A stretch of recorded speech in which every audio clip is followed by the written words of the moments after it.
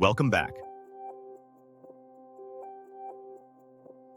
What if I told you the hours you spend scrolling aren't just disappearing into thin air, they're being stolen? Stolen from your focus, your creativity, your family, and even your dreams. We think we're in control, but let's be real. The algorithm has us by the throat. So let me ask you, are you living your life, or are you just living through a screen? This is Grind and Grow. If you're new here, hit subscribe right now, smash that like button, and share this with someone who desperately needs it. Because today, we're breaking down the silent epidemic of social media addiction.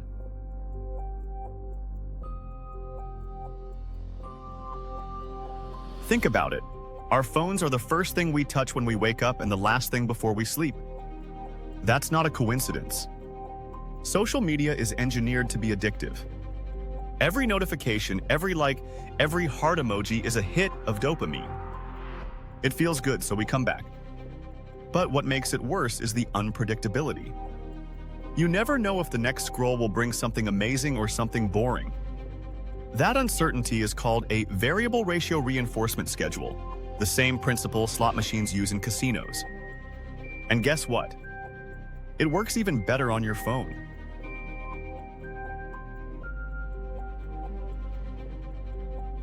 For students, this addiction shatters focus. You can't write an essay when TikTok is whispering that one more video won't hurt. Anxiety, depression, and comparison culture spike every time they scroll through highlight reels of other people's lives. Imagine a student who checks their phone between math problems. Research shows it takes over 20 minutes to refocus after each distraction. Multiply that by a semester, and you've lost weeks of potential brilliance. For professionals, it's productivity suicide. Endless LinkedIn scrolling, Instagram reels during lunch breaks, doom scrolling news before meetings. The cost? Burnout, lack of creativity, and missed opportunities. How many ideas died because someone was too busy refreshing their notifications? For seniors, social media is a double-edged sword. It helps them feel connected, but it also magnifies loneliness. When every photo shows friends gathering or families celebrating without them, the isolation cuts deeper. And let's not forget, scammers prey on them through fake messages, draining not just their time, but their security.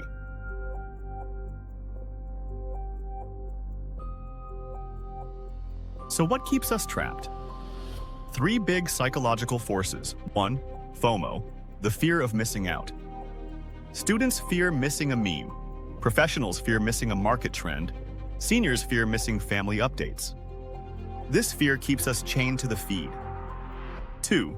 Confirmation bias. Algorithms feed us what we already believe. It feels good to be validated, but it locks us inside echo chambers, blind to new truths. 3. Status signaling. Let's be honest, posting online is often about showing the world you're doing okay, even if you're not. That performance trap makes the addiction even stronger.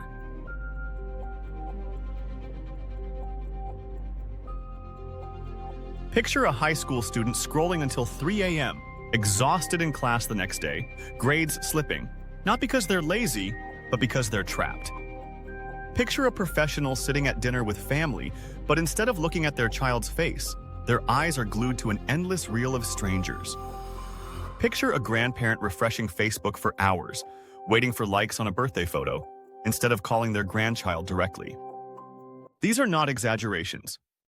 These are daily realities. And they're heartbreaking.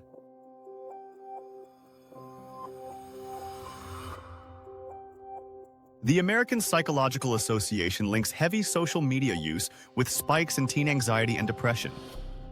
The World Health Organization warns that excessive screen time contributes to sleep disorders, stress, and cognitive fatigue. And Pew Research found that nearly half of adults admit they couldn't live without their phone. These aren't just statistics. They're wake-up calls.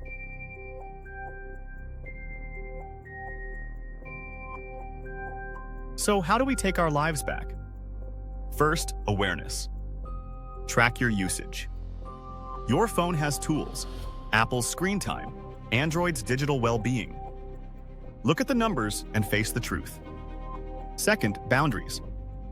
Create no phone zones. Bedrooms, dinner tables, classrooms. Protect these spaces like your mental health depends on it, because it does.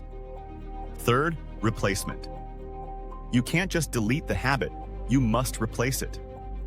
Students can journal, draw, or play an instrument instead of scrolling. Professionals can swap social feeds for podcasts or audiobooks. Seniors can explore hobbies, join community clubs, or make actual phone calls. Fourth, connection. The cure for digital loneliness is real-world connection. Grab coffee with a friend, volunteer in your community, spend face-to-face time with family. Real smiles beat emojis every time.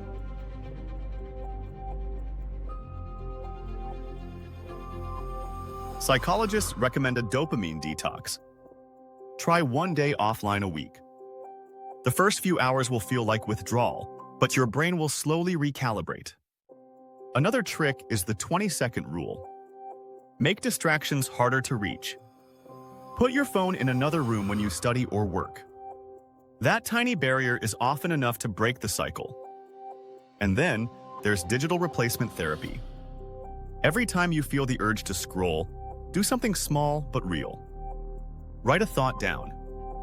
Do 5 push-ups. Send a message to someone you love. Replace the fake connection with a real one.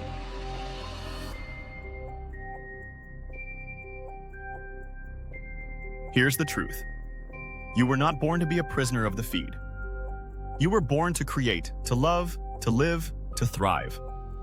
Every hour you give to scrolling is an hour you'll never get back. But every hour you reclaim is a chance to rewrite your story. Imagine students using that time to discover passions that define their future. Imagine professionals channeling that energy into projects that change industries. Imagine seniors building memories that last instead of waiting for likes. This isn't just about quitting social media. This is about reclaiming your life. So here's my challenge to you. Tonight, put your phone down 30 minutes before bed. Instead of scrolling, write down 3 things you're grateful for. That simple habit could be the first domino that tips the whole addiction. If this video hit you, share it with someone who needs it. Comment your story below. Are you addicted? How are you breaking free? Your words might inspire someone else. And remember this, the power is not in your feed. The power is in you. This is Grind and Grow. Stay strong, stay present, and keep growing.